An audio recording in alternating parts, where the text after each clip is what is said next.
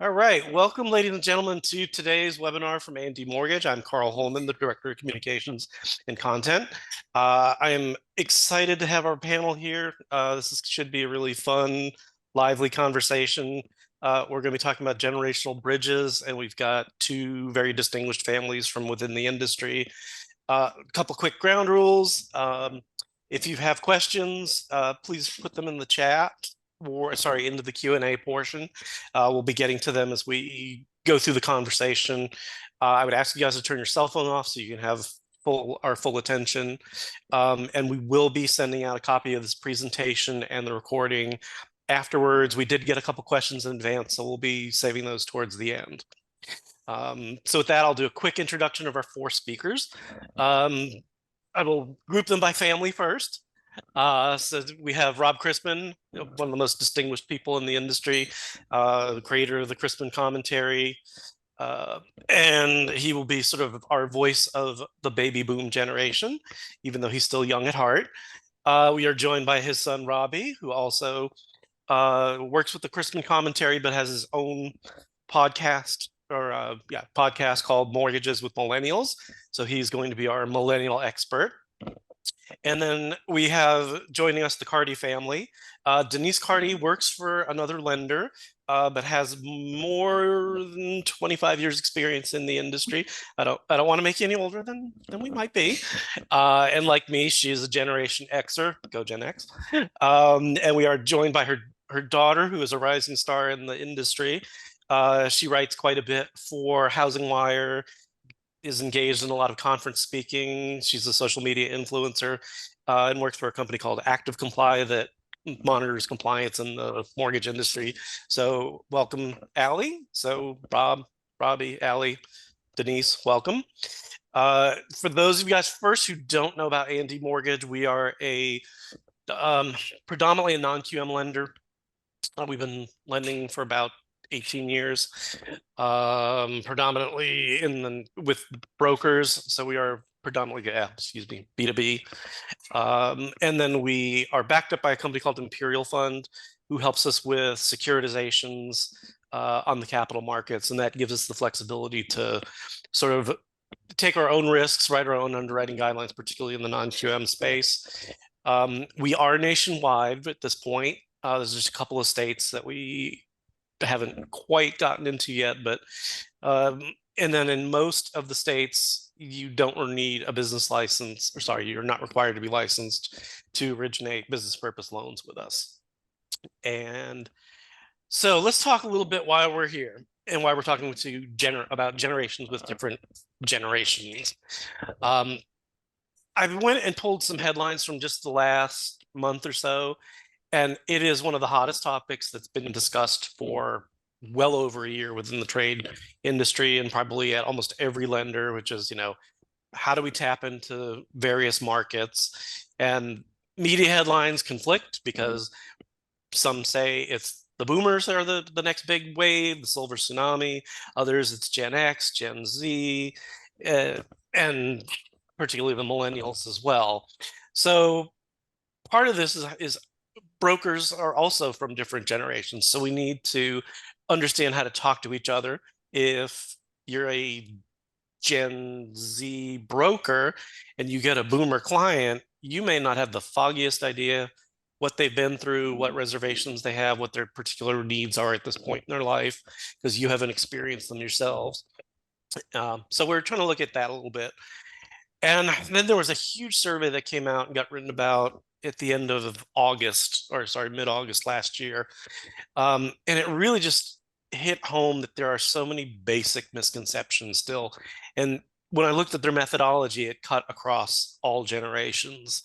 And it was, go to the next slide, on several, just I think from what we as an industry insiders would think would be common sense. But there are people that didn't know the current interest rates.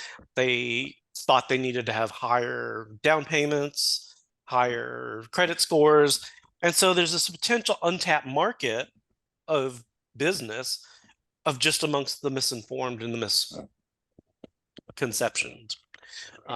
So we wanted to kind of just bring a little bit of a light to that and other things like they don't know what mortgage insurance is. Um, so bring those to the forefront and talk about them. And we were originally going to just talk to a bunch of different aged brokers. But as we started researching, I found Robbie and had been listening to his podcast. So he seemed like an obvious choice for the millennials. And then when I started looking for Gen Z, I came across Allie. And then we were having the organizational meeting, and Allie suggested, hey, my mom's in the industry and she's a Gen Xer. It just kind of clicked automatically to have this sort of family dynamic because no one's ever asked them as a group to talk together. So this is sort of the first time I think that Denise and Allie have done one together, and Rob and Robbie have done one in a while. So to lay the final groundwork here, just so that we're all on the same page in general, the boomers are those people who are defined being born between roughly 1945, 1965. Gen X is 1965 to 1980. The millennials, also known as Gen Y, are between 1980 and 2000, and then Gen Z is 2000. And I can't remember the closing date. They're starting to use a new 2012. yeah, okay, 2012. The new generation, I think they're calling Generation Alpha. But we've all got a few years before you need to worry about them being home buyers. So, and then I just put together a quick chart that shows a couple of other trends that we don't need to go into. We want to focus in on our discussion today. But it'll be in the presentation, and there's some other charts and data that we'll provide you guys that'll be helpful. So let's jump into it right now. And I'll put the first question to the group as a whole, but I will start with Rob. Um, from each of your generation's perspectives, what are you guys seeing in the current, landscape as the biggest obstacles from, Gen Z getting a house, a boomer getting a house? So Rob, take it away. So, Carl, I'm about to tax your technological knowledge. Okay. Can you go back to that slide with the charts and showing the generations? Yep.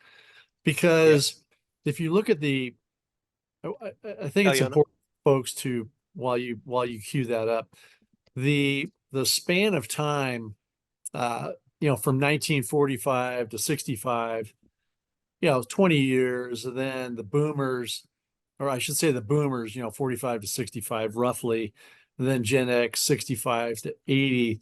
So that's 15 years.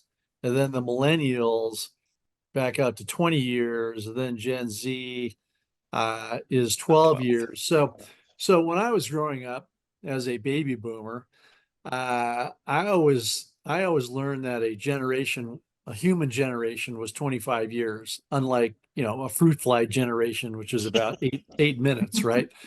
And so it's interesting how the press, and now you can go ahead up to the advanced slides, but it's interesting how the press labels the different generations and how those kind of come and go in terms of time frame and what's going on maybe with technology for each one. When I look at my life as, quote, a baby boomer, and the term, of course, came from the baby boom that Post-war. occurred after World War II.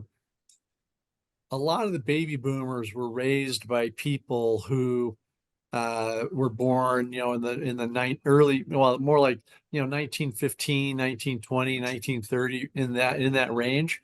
And a lot of them went off to war and came back. Then we had a baby boom as there was a lot of prosperity, and Truman was in office, and then Eisenhower was in office. And so there was this good feeling out there. And so we had a baby boom. But I think that from my generation's perspective, I was raised by people who were raised during the Depression, who were Mhm. kids, with two or three jobs, making a nickel an hour or a dime an hour, or saving newspapers or saving rubber bands. And to them, a lot of them suffered during the Great Depression. And we see photographs now of the bread lines and so forth, and the people who were out of work, and just the general economic conditions back then. And that helped shape my parents. And in turn, their value system helped shape me. So that was I can directly link a lot of my behavior and a lot of my outlook on housing back to my parents. where housing was a necessity and not everybody had it, not everybody could afford it. And so when I think about housing and my perspective on that, it is, it's a home. People need a home. And I think as the years have gone by, I think that given the press and the statistics and all the number crunching that goes on, we've kind of transitioned from homes to housing. But I think good loan officers and good lenders out there realize that they are dealing with homes and not houses and not statistics. And Mhm. so they are able to use that knowledge and generally have empathy and psychological, be in a, be able to relate to their borrowers and know that they're homes that they're dealing with and not necessarily houses. So that's kind of my perspective. It's not necessarily a house, it's a home, and people need homes. Okay. So Rob, I'll jump in next because my generation is the next generation, and for myself and many of my peers, you know, our parents grew up in the late 50s, 60s, so it was a freer time. I think our my parents, of course, didn't live through the Great Depression, and they don't carry that kind of baggage. My parents were, hippies, that free love for everybody. They were a much different generation. But I think that also, when I look at my generation X, most of my peers, while we had homes, we grew up in houses where every couple of years, our parents looked to upgrade to the next bigger house, Mhm. right? And so, we would stay in a house on average 5 years, and then, my dad would get a raise or something, great would happen, or my mom would have another child, and we would upgrade. And the house became more of a financial vehicle for us. And then eventually, when it came time for myself and my brothers and sisters to have cars and college, the house was a financial vehicle for a refinance to pay for a lot of the expenses to manage the family. And I think that is one of the big differences in home ownership between the boomers and Generation X. And I think that kind of spills on. Robbie, I'll let you address it a little bit when it comes to millennials, and Allie with Gen Z. But I think, yes, our generations aren't quite, that 20-year span, but I think the difference in our behaviors really shine through. I think there's strong differences in our age groups. Robbie, I don't know.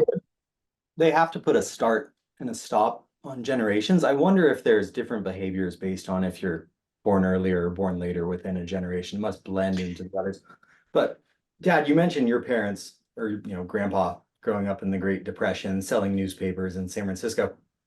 You came of age during high inflation in the 70s, and houses are a good hedge against inflation. So when people came back from World War II, there's kind of this dream of home ownership, 20% down, white picket fence. Can you bring up the slides, Carl? I wanted to make a point about the millennial aspiration. But since the Great Depression, millennials came of age in the Great Recession, and I think it really influences investing behavior today. Mhm. So, I mean, the top line there for millennials, aspiration, freedom, and flexibility. I think Lending Tree just did a study about rent payments versus mortgage payments in the 50 biggest metros in the United States. Not one metro was it more expensive to rent than it was to have a mortgage. So it's not a priority right now for people. They feel priced out of the market. Affordability is at an all-time low. That's a whole different webinar. We can talk about home building. We can talk about rates. But for millennials, $100,000 van is 20%, 25% of the average house in America. And a lot of the average houses in America aren't in cities where millennials want to live. They want to be in places like Nashville or San Francisco or LA or New York. it doesn't make sense a lot of the time to buy a house, especially recently. So I think for millennials, my friends do still have the dream of home ownership, but it's not at the expense of making risky financial decisions. We'll save that for investing in Bitcoin. Yeah. Yeah, and there's a lot of research that's actually been subdividing your generation between the olders and the youngers. There's a couple slides that are hidden here that are they'll be included that the participants can take a look at and start doing some research of themselves. But yeah, there seems to be a big difference between what the older millennials are looking for versus the younger millennials. The younger millennials are folding a little bit into Gen Z. And with that, Allie, let's have your perspective.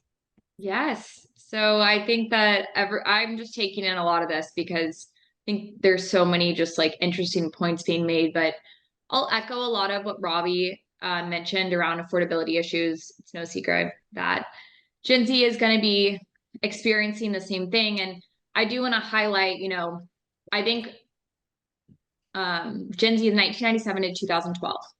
So when you are looking at Gen Z, I'm 1998, so I am on the older side. I'm 25, but we go all the way down to 14. And so it's still some uncharted territory to some degree. But as I am talking with my peer group, or we're looking at rent versus own, Robbie made a great point. And I think something that as Rob and my mom have been talking is Airbnb and Verbo have kind of come in to some degree to allow our generations to experience living in cities for short periods of time. And I think that that's interesting because where Rob and maybe my mom were coming into young adulthood, that ability to be able to fluctuate between cities or go stay with a friend. I think Gen Z working from home is something that is going to be different versus the previous generations. But I also think it's a value add. If someone in our industry came to me and said, "Hey, listen, like, I would love to talk to you about, where you're working, if you're having to commute. If not, let's talk about buying a home on the outskirts of town." And so that is something different. And as I've interviewed first-time home buyers here in Nashville, looking at the financial benefit and the idea of getting in the game now is one, something that's not talked about enough. But two, when it is talked about and broken down, the people my age who have bought a home, it is, I'm reading the aspiration, and security and stability is great. But I really do think that it comes down to the financial freedom and flexibility versus, Rob is like the sentimentality of buying a home. But the 25-year-olds, 26-year-olds that I've spoke to that have gotten in the game, that's really revolved around the financial security, loan officers taking the time to sit down and break down what that means for their financial future. And if it's not affordable today, how can we set up some measurements to make that possible? So I think that with the introduction of technology and just, you mentioned misinformation earlier, that's definitely something Gen Z struggles with. Everyone I've talked to doesn't know what mortgage insurance is, or the idea of 20% down. So I think misinformation is a huge characteristic that we will struggle with. But I also think that taking the time to educate borrowers or future borrowers is something that's important with Gen Z. Okay, great. Well, let me turn to one issue facing the boomers, and it's been coming up lately. Rob, the idea of the silver tsunami, the aging of the baby boomers, and how that's impacting, both affordability and availability. There was a report that came out a couple weeks ago that indicates that the boomers are staying in place longer.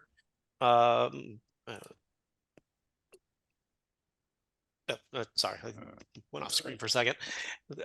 Sorry, that the boomers were staying in their houses longer, which is taking a lot of potential available supply off that would be potentially affordable to the Gen Z and millennials in particular. What do you think can kind of help with that situation? Yeah, I think that's a very good point, because once again, I'm influenced by my parents, for better or for worse. And when you talk about my parents, they bought a house in a town called Saratoga in the Santa Clara Valley, south of San Francisco, in 1967 with a 6% VA loan, and they paid it off 30 years later. that is their mentality. Mhm. So they never viewed the house as a piggy bank. They wanted some stability there. And I also view a house as a stability, a tool of stability. So I used to ask my mom, hey mom, boy, your house is worth a lot more than the $27,000 that you bought it for. And she'd say, wow, that's great. And then she'd say, what do you want me to do? Where am I? Should I sell it? Where am I going to live, Robert? That was her thing. Where do you expect us to live? Where's your father and I? Where are we going to live if we sell it? And so, that sinks into my head at some point. It's like, well, people need a place to live, and they don't necessarily need a place to work, as we are seeing in the commercial real estate side of things right now, post pandemic. But they need a place to live, and they found out during the pandemic, to go back to that, which is now 3 years ago already, that if you're a married couple and you've got a child or two, you quickly outgrow the 1 bedroom, 1 bath apartment in downtown, wherever, Denver, and you want that white picket fence, or you want something else. And so boomers are indeed holding on to their houses because baby boomers think they're going to live forever, right? They think their generation is the best, and they will never need assisted care. They don't want to move into a retirement facility. At best, they want to move into some place like, Margaritaville in Florida, and Come on, come on. just have that party lifestyle, tooling around in their golf carts with the margarita machine on the back. But that's just kind of as far as they want to go.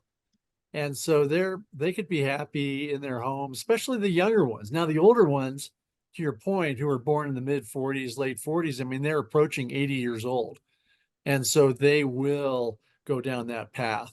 But the younger ones born in the late 50s and mid 60s, they've got a ways to go before they cash in. And a lot of them have had their kids, like Robbie was born, raised, and now is off on his own. But I don't feel the need to sell the house because I like the house and I like the neighborhood and I like I like all that. I like the area. So I'm not in a hurry I'm certainly not trying to move up, and I don't necessarily need to downsize. So I'm just, hanging on to it. Yeah. And you're right. It takes units off of the potential inventory rolls in terms of houses for sale, but so be it. I don't, it's like, so be it. Yeah. Well, and you bring up an interesting point, the idea of sort of aging in place, but not everybody has that luxury. And so something that's impacting, this is going to be for you, Denese, it's a trend that's happening with us is we're both housing our parents sometimes and then housing our children if they've got student debt or other things. So sometimes we're referred to as the lost generation, the sandwich generation. But what do you see right now in terms of Gen X with the housing needs and preferences because of trends like that? And then from there, what do you think that impact? How does that impact home buyers' decisions, and how can brokers help them? Yeah. So there's a couple things in that space I want to address. So first of all, Rob, when you talk about that your parents didn't want to leave their home and you don't either, I think one of the differences I see between the two generations is my generation really jumped in heavy on second homes. So most of the people I know and kind of in my space usually have a second home in a resort area. So that Margaritaville house is probably their second home, not their primary residence, or it's their winter home. So they've still got, those two residents. And I think as my generation starts to age, they'll continue to do that, or they'll downsize to one of them. And then, Carl, the sandwich of, I certainly fall into that. My parents are older baby boomers, right? And so, they were, born in, the late 50s, maybe mid 50s. And then, I've got children that are in their early 20s. So now they're starting to get out of college and hopefully get them launched. And then now I'm at a point where I've got to take my parents, but most of us, have that dual house that we will utilize as, as an investment, whether we sell one or we use it to help, manage the two ends of our families. You brought up an interesting topic there, as did Ira Sellon, one of the top-notch capital markets people in the nation, sent in a question about the great wealth transfer. And so there is that factor, Denise, when you talk about dealing with your parents now that your kids are launched, and how do you, if at all, my parents, Ira, felt no need to transfer any wealth whatsoever until I was dealing with their wills. They were of that depression mentality that they were going to hang on to everything. My idea of wealth transfer, Ira, is you'll see that sweatshirt that Robbie's wearing. That used to You be hear my that, sweatshirt. Allie?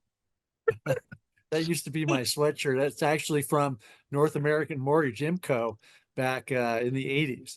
So, but in seriousness, the wealth transfer figures into it to some extent, but it's not present in my mind so much. And Denise, maybe your parents are thinking, well, my parents are going to gift me, or maybe they're going to gift Allie a house or give them a house or something. And that was never, that's not my intention. Wasn't my parents' intention. Denise, what do you think about the transfer of wealth in terms of housing that's going on, if anything? Yeah. And, my parents don't really think about transferring housing as much as I do. I think about, because I consider housing, and maybe because I lived through the 2008 crash, that was at a real pivotal time in my career. It kind of was right at the center of my career. And I was just building, some of the folks on the webinar can probably relate to that. Like, we were cruising along and things were great. And, we had never experienced that setback before. And I think that setback helps me think more about, am I going to have my children prepared for the setback that will eventually come in their generation, right? Like, every generation kind of has its own, setbacks. And so I'm a lot more conscientious, and, I don't like for Allie and her brother to hear about this, but I'm a lot more conscientious to think about, what am I saving and what will I be leaving them to help them prepare for future challenges. And I still think that the home, whether it's a first home, a second home, rental properties, is one of the most sound investments that not only I can have, but that I can leave for them. Well, and I want to highlight, like, so I grew up with a boomer, as my dad is a boomer. My mom is a Gen X. And so just growing up with parents that had an age gap like that, the way that they not only parented, but looked at finances is so different. And so it's interesting to hear y'all say this, because I think my dad, and I don't know if it's because he is a male and my mom is a little bit more nurturing, but my dad's always like, kind of like what you said, Rob, like, hey, I'm still here, this is what I've built, and until like the day comes, we're not going to talk about finances and anything like that. But I've had conversations with my mom. I think the industry is a little bit of a skew for us. Like, we talk about financing and like different ways to be financially preparing yourself at 25 that maybe not every American's having. But I will say, between my baby boomer dad, my Gen X mom, there's definitely a different mindset.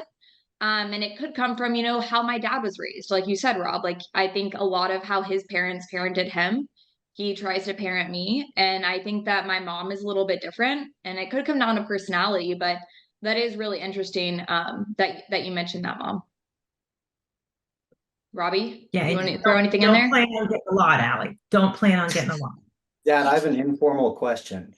You're about to be able to collect Medicare. If you did a informal poll of your friends, you think people want to stay in their houses or go to retirement homes eventually? I haven't talked to us. I don't know anybody. I don't have a single person I know who is anxious to go to a retirement home or assisted care facility, or even Margarita? like, the Villages or Rossmore in the Bay Mhm. Area. It's just not in their DNA. I You was trying in, to push him, Rob? Rob, are you trying to push him a little? Not Oh, yet. every Not yet. day. It's a constant battle. He knows my sister's going to be the one to take care of him. I was in Orange County this last week, and the houses there are so expensive, and you would think that that's the way that generational wealth was created. These people were able to buy homes when they were cheaper. They're able to pass it down to their children. I don't know if any of my friends on their own without family help could afford $1.5 million, $2 million house, and that's probably a median house in Orange County. These houses are crazy. So uh, I think that the dream of home ownership is still there. I think it's something we want. People view it as a way that they can start getting more wealthy. And I think we're going to get into house hacking in a minute. Yeah, I was about to get to you there. Go ahead. Yeah. So one of the creative solutions that the millennials and Gen Zers are kind of coming up with is they'll buy a house and just rent out all the rooms as a way to make the house affordable for everyone while at the same time building some wealth. You want to talk a little bit about that trend? You're probably way more familiar with it than I am. There's everything these days. I mean, Ali mentioned Airbnb and Verbo. I have friends that have built ADUs in California because some of the legislation has gotten more ADU friendly. I learned about an app the other week that's called Swimply, where you can rent out your swimming pool. People are getting really creative. I think it's a good idea. You don't have a pool, you want to rent somebody's pool for a couple hours in the summer. There are really creative ways. What's it called? Swimly? Swimply. Like The SWIM. compliance in me is like Yeah. swimming pools. Like, I don't know. Yeah. Sorry, continue going, Robbie. Anyway, there's a myriad of ways that people can get into homes. On the Mortgages with Millennials show that you referenced, Carl, we interviewed a guy who was talking about how his first house, he lived in the garage, rented out the house, and it was butting up against a cemetery. I mean, the things people will do to get into homes, I don't want to say there's desperation, but people have been forced to get creative based on affordability.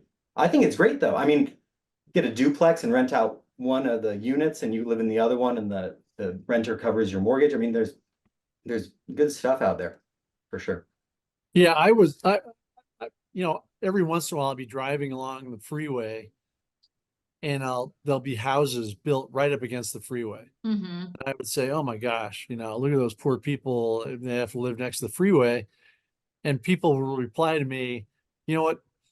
That might be A, all they can afford, or B, that was their dream. Their dream was to own a home, and that's where they are. And that's where they're raising their family. And so, and you're right, they can rent out rooms. I mean, if you look at other nations, there's all kinds of that going on, right? If you look at some of the Asian or Hispanic communities that are out there, there's the density per unit, per house, per apartment is much greater, I would say, than we might be accustomed to. Yeah, and when I travel once to the Far East, I mean, the tour guide that I had, his whole family bought the building, so he lives with his a multi-generational family, but they all own the different units within the house, and that seemed to be pretty common in that nation, like you were bringing up.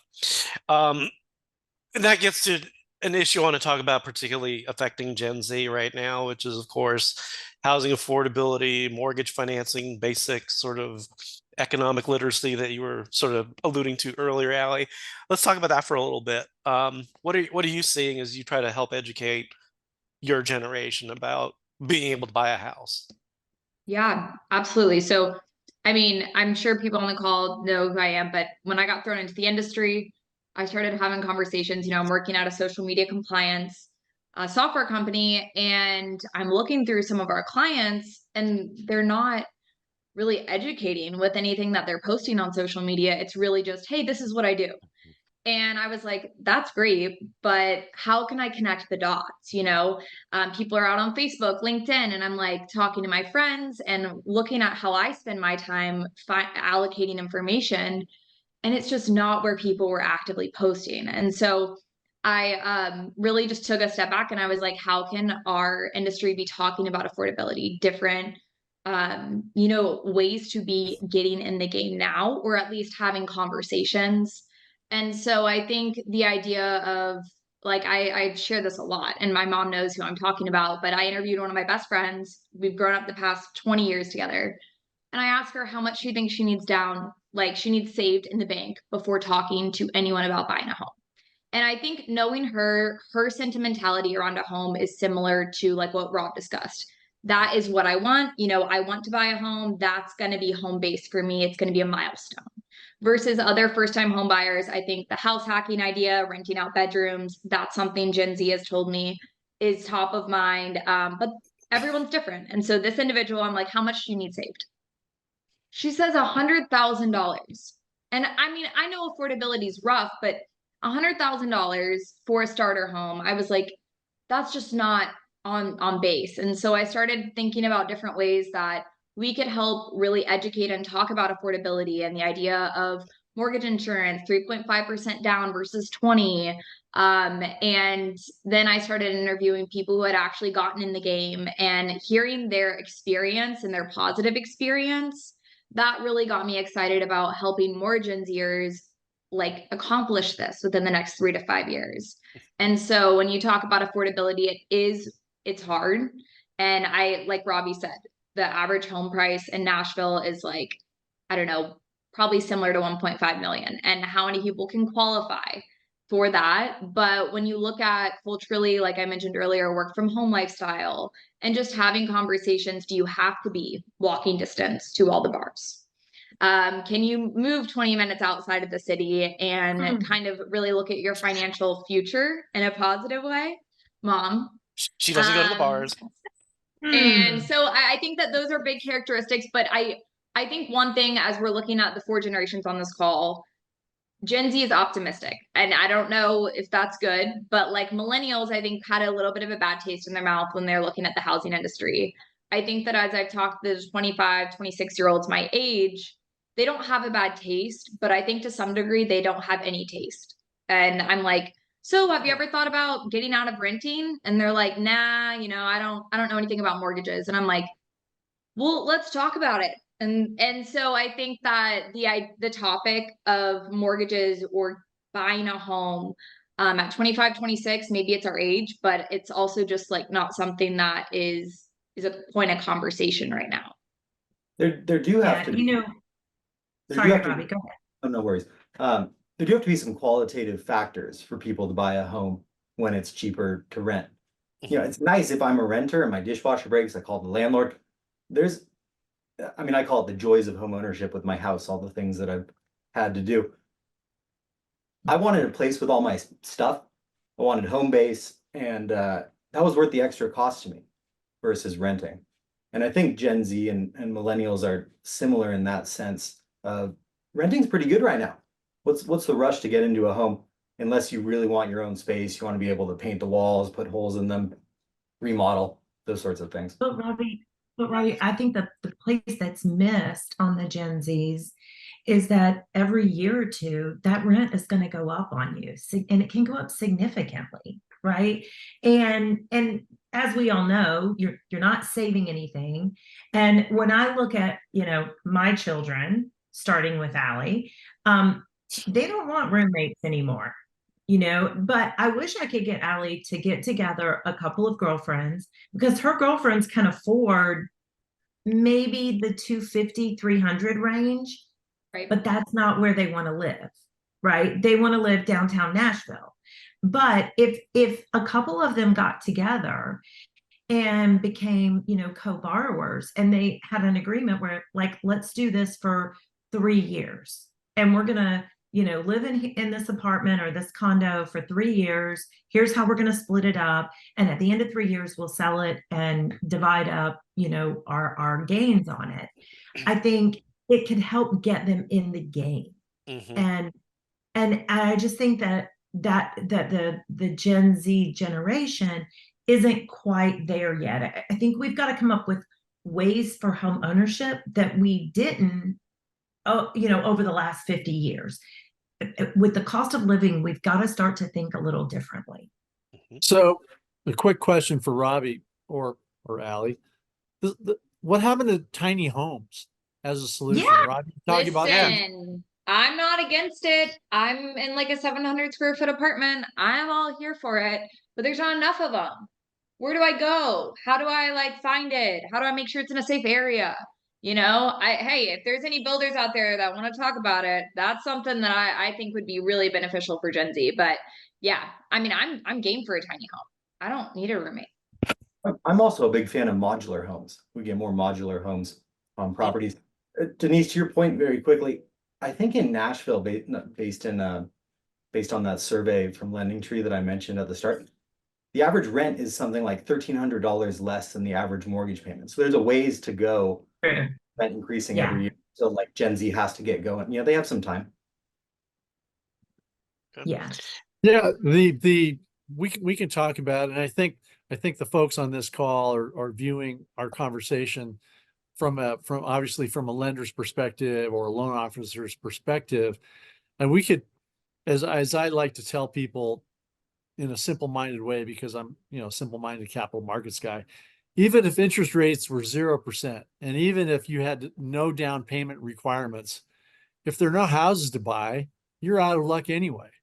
Right. Right. And so Right. we can talk about the psychology, we can talk about the economic benefits, we can talk about this, that, and the other thing, but the builders have been lagging for 10 or 15 years, and it's really caught up with the overall market.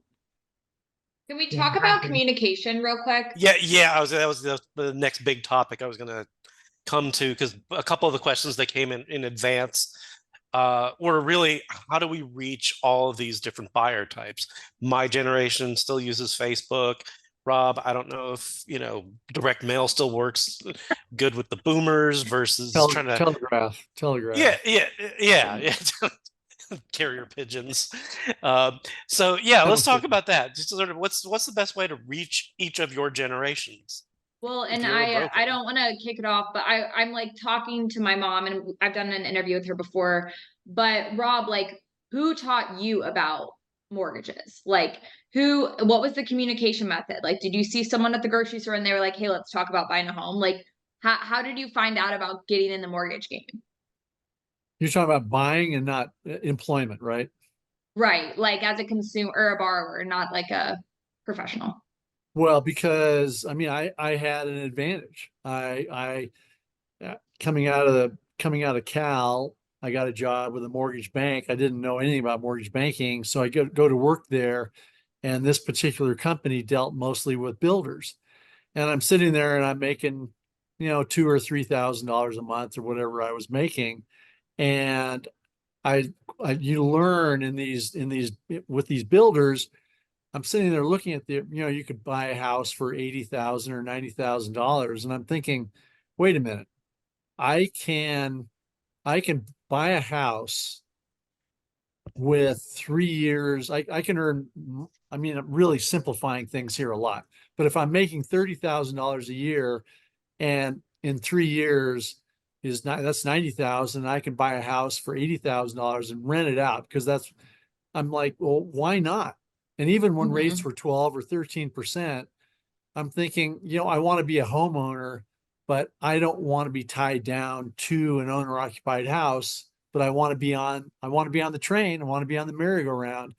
I'm going to buy And so I was able to buy, and I was familiar with the builders who were building these units. So I bought a couple of them, and, held on to them. So it was kind of was- based on like your occupation. Like there wasn't just like a friend that reached out or you didn't see it like somewhere. No, the closest that I came to that was, my boss was a guy named Dale, and Dale was a friend of a guy named Joe Garrett, who many on the call know probably. And Dale and Joe owned a rental house in Modesto, and they were looking to get rid of it. And Dale's like, "Why don't you buy it for like $78,000 and rent it out for this, and you won't have any problems with the tenants. They've been there forever." And I'm thinking, well, I've saved up a little money here, and I'm earning, like I said, $3,000 or $4,000 a month, so I can afford this. So I bought that, but that was word of mouth, purely Right. word of mouth and occupation. Yeah. Right. Well, so of course, word of mouth is one of the best marketing I have tools. a quick note, Oh. Carl. Good. Rather than the means of communication, I think for the younger generations, millennials and Gen Z, education is so important. Kristen Mesterly's done a bunch of research on this, but people don't know that you can put down less than 20% on a home. Like 40% of the people thought that was the minimum.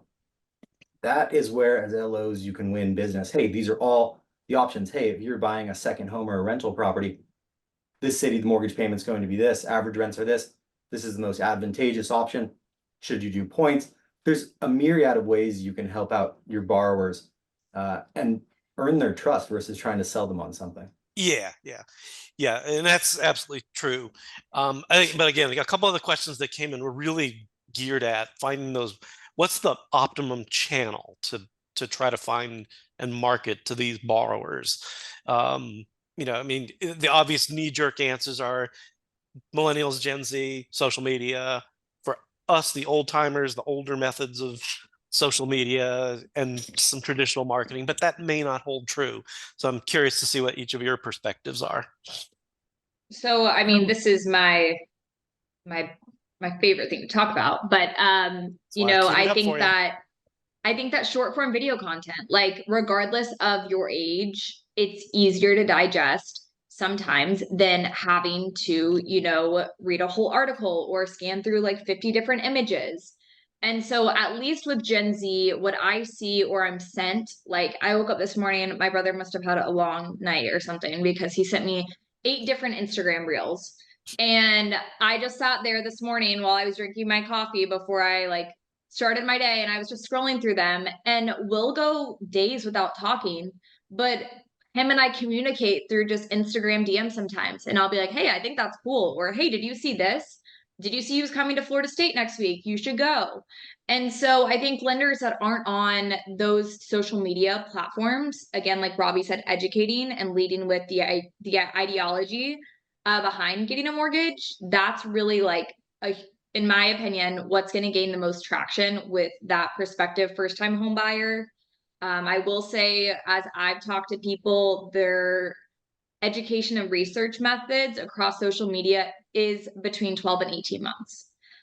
So if you are like posting 4 videos and you're like, "Dang, it's not for me, not going to work." Gen Z borrowers or future borrowers are definitely still seeing them. It's just going to be a long research process. So that would be my biggest thing when it comes to communicating with my generation. Making sure that you're in front of them. You're on Instagram, TikTok, YouTube. I love Rob's TikToks that he does all the time. He's always out on TikTok. I'm sure Rob or Robbie? Rob. It was a I joke. don't even think I've seen Robbie on TikTok. Well, I was going to say, I'm no expert in this. I don't even have a LinkedIn. I probably haven't logged into Facebook in 5 years or something like that. God, you're an anomaly.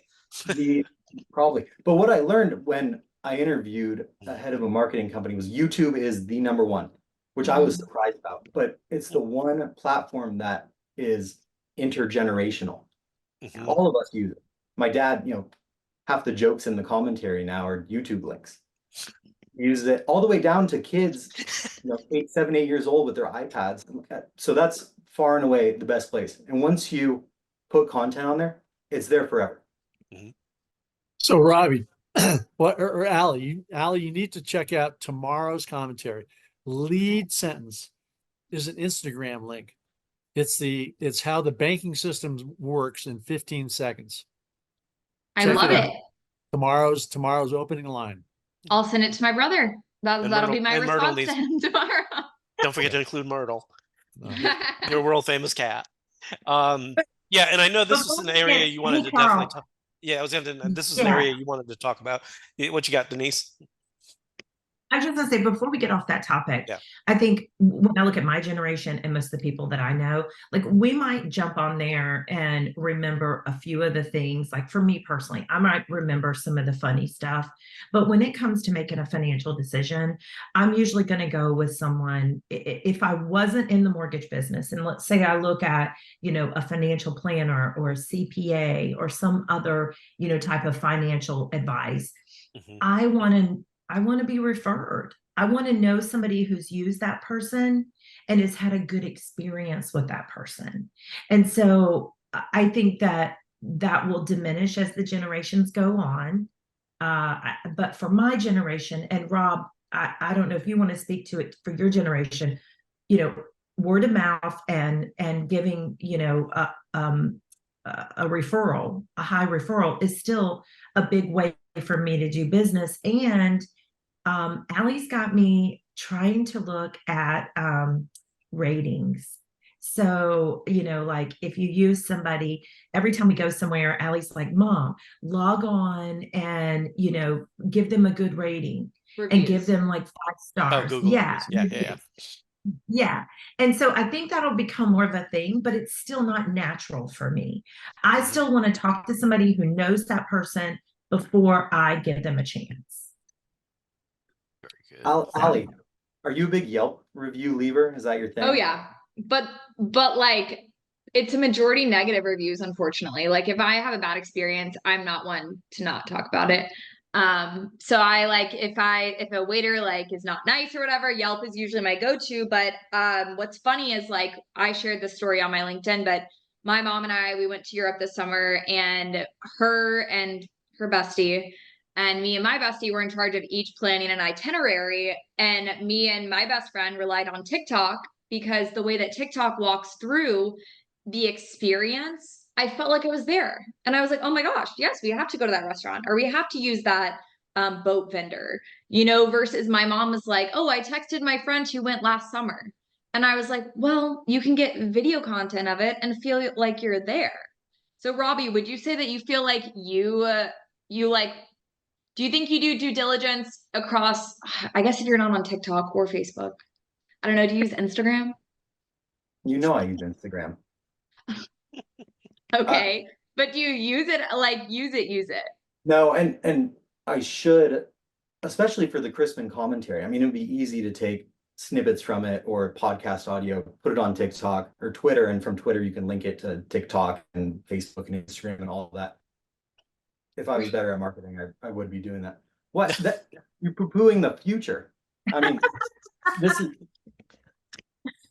If I'm not- Allie not- says if I'm Allie not- says she bases her Europe trip on TikToks, there's influence there. Well, 100%. But my mom talking about reviews and ratings, I think that's something that's overlooked, especially as I talk to loan officers, is the idea of working with a first-time home buyer and then posting with them, making sure you have their consent, the compliance cap, make sure all the disclosures and everything, they've acknowledged it. But when you bring in that borrower to your social content, they're going to share that.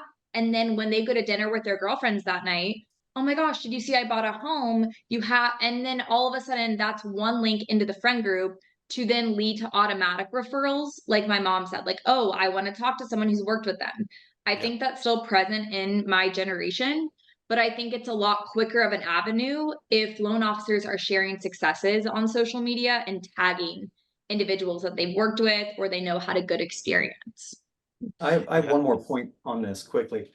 To people wondering what type of content they should be creating, make what you like. Don't worry about making what you think the potential home buyer likes. Be authentic, be personable. I think I had dinner with Kevin Peranio last week in Orange County. He just rambles on his LinkedIn for like 10 minutes and people love it. But it's him. Find what works for you, for your personality, and that's the best content you can make. Yep. Well, I highly recommend everybody, follow Allie, follow Rob's podcast, follow the commentary. Denise, we need to create something for us, We do. since we keep being overlooked, we may as well tag team up on The something. sandwich generation. Yeah, the sandwich generation. Yeah. Well, we're the sandwich generation. We look for reviews for good sandwiches and go from there. I think I should talk about hair care products, given the other 3 people on this panel. Yeah. 4 people. Yeah. I'll buy all those. So we're gonna leave it open a little bit for questions. I'm gonna kind of wrap up some things. We've had all the questions that have been pretty much pre-submitted. And I haven't seen any trickle through, but we've been getting some good feedback on the there's polls. there's questions in here. Yeah, there's a couple of them. Oh, there's some rolling in. What's your Instagram thing that you were mentioning, Rob? The one from the bank that's going to be on your commentary tomorrow. What's the Instagram? The bank Instagram that you mentioned. It's a joke. You gotta watch. You gotta watch. You gotta watch. You gotta smart marketing. Yeah. We'll send you guys a link for Rob's commentary tomorrow when we send out the recording, in case you haven't seen it. You'll be able to you can see it tomorrow on the robchrisman.com as well, if you don't subscribe already. So can we throw the slides back up real quick? I don't we could go for another hour, Carl, obviously, but I know. I just to go back to the reviews, I think that's definitely a different generational way to communicate, because I don't. And Robbie, I thought you managed my LinkedIn account. Are you not like okaying or denying? I post every day on there, as you, and as I tell people, when you retire or pass, I'm adding a BIE to the end of Robin, on the show goes. No way. He's gonna Rob calling you BIE now. Yeah, but by then we'll be able to upload Rob's consciousness to the internet, and he can live on forever. Like, you guys won't get the reference, but Denise, you definitely will. He'll be in the next Matt's headroom. Oh yeah. So we put together kind of a quick summary slide of a couple of key differences that affect the home buyers. Well, we're not going to cover this. I just want to go to the wrap up section. We've been talking a lot about broker education, borrower education. Next slide. Broker education.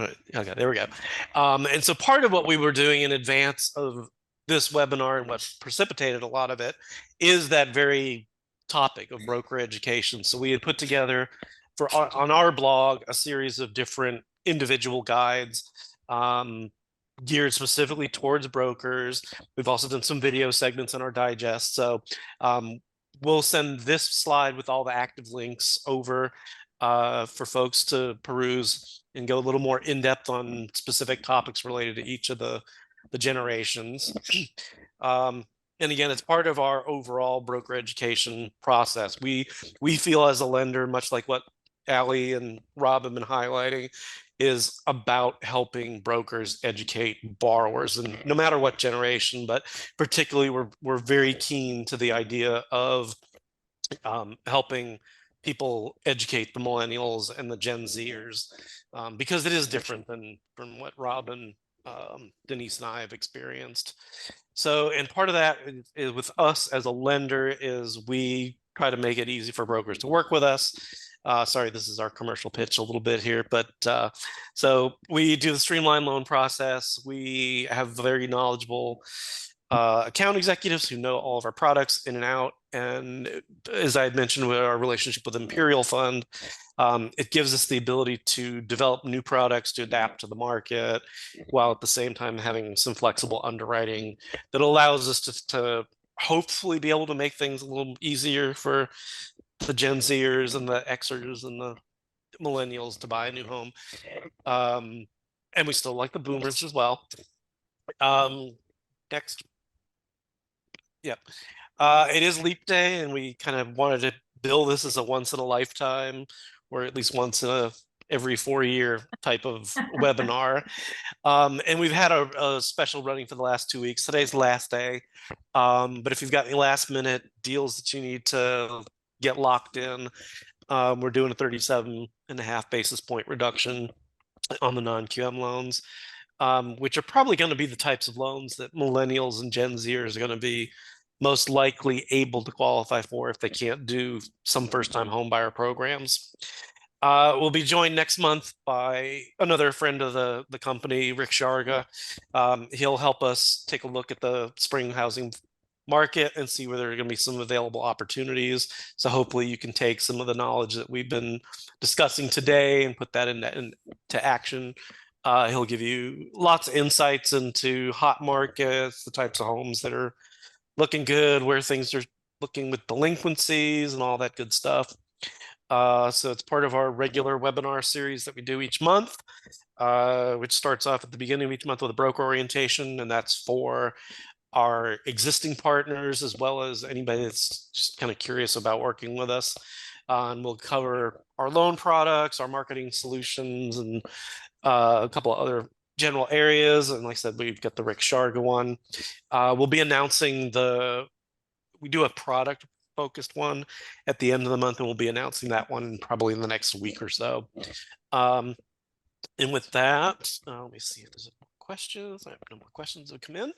And then if you scan this little quick QR code, if you're not already a partner with us, you can go to our website, take a look at us. And then we'll send out some information as well. Allie, if you want to send me some stuff about Active Comply, it probably is a valuable resource for people who aren't using it.